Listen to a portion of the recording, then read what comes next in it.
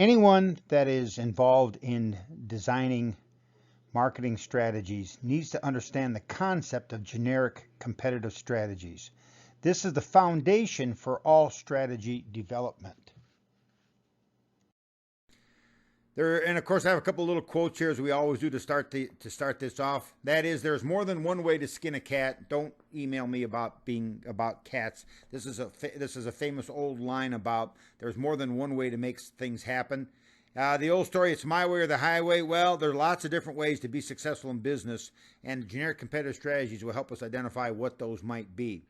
The fewer the resources, the more important the generic strategy. That is, the fewer resources I have, the more important it is that I get my generic competitive strategy right from the very beginning.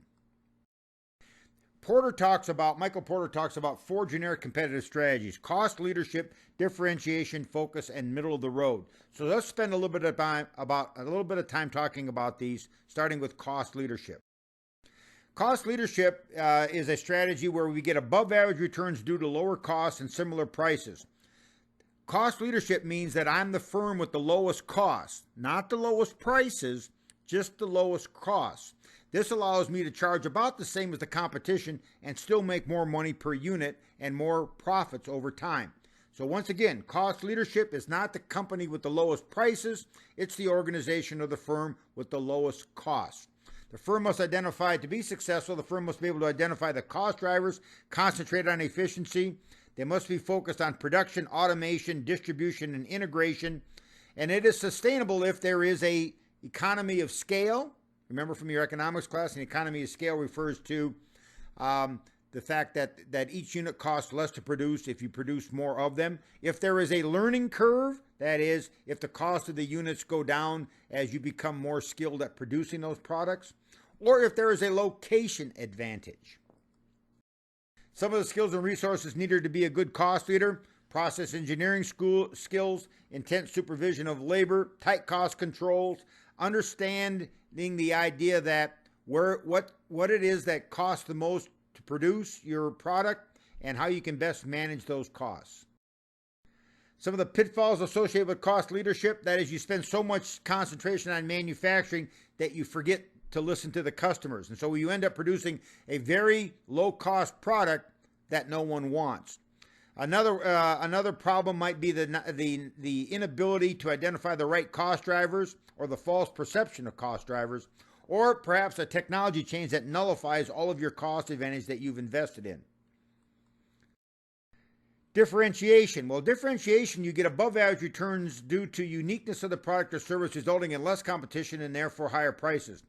It's a viable strategy if it creates a way of dealing with, it's a viable strategy if the uniqueness creates value for the customer. Some ways to differentiate your product, maybe on quality, maybe on design, maybe on image. The whole point here is to differentiate your product from the competitors' products in a way that creates value for your customers. Some skills and resources necessary to be good at differentiation. You need strong marketing abilities. You need to be able to understand what your customers' wants and needs are and what's important to your customers. You need to be good at product innovation. You need to be good at product research and design. You need strong skills, strong ties between product development, operations, and marketing. And the truth is, to be good at differentiation, you need skilled marketing people. Some of the pitfalls associated with differentiation: the uniqueness that you come up with lacks value. That is, my product is different from the competition, but not in a way that creates value to the customer. And as a result, my product is different. It just doesn't have any added value. It might also be a problem that your product is too expensive to differentiate, or you ignore the need to signal that differentiation to your customers.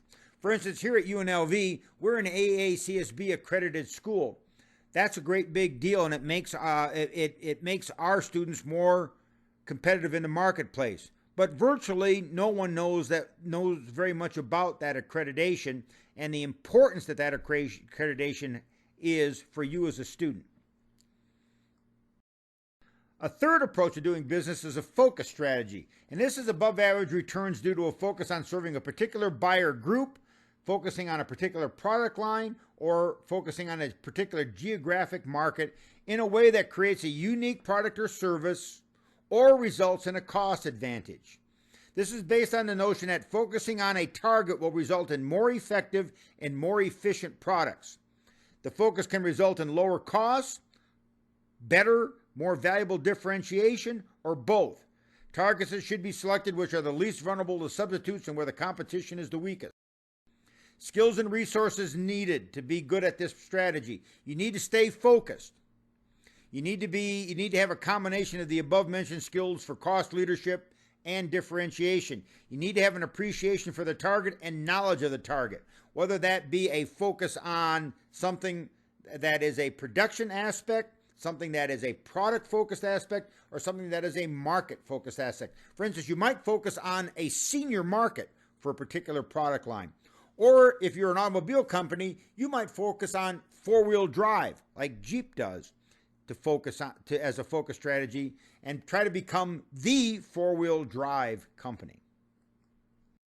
Some of the pitfalls associated with the focus strategy is you might get out-focused. That is, you're focusing on one thing and someone else even out-focuses you more. Your focus loses value to the customer, or the focus loses its cost benefit. The last strategy that Michael Porter talks about is stuck in the middle. This is not a strategy that companies typically try to pursue, but they sort of end up there anyway, and many companies end up being stuck in the middle.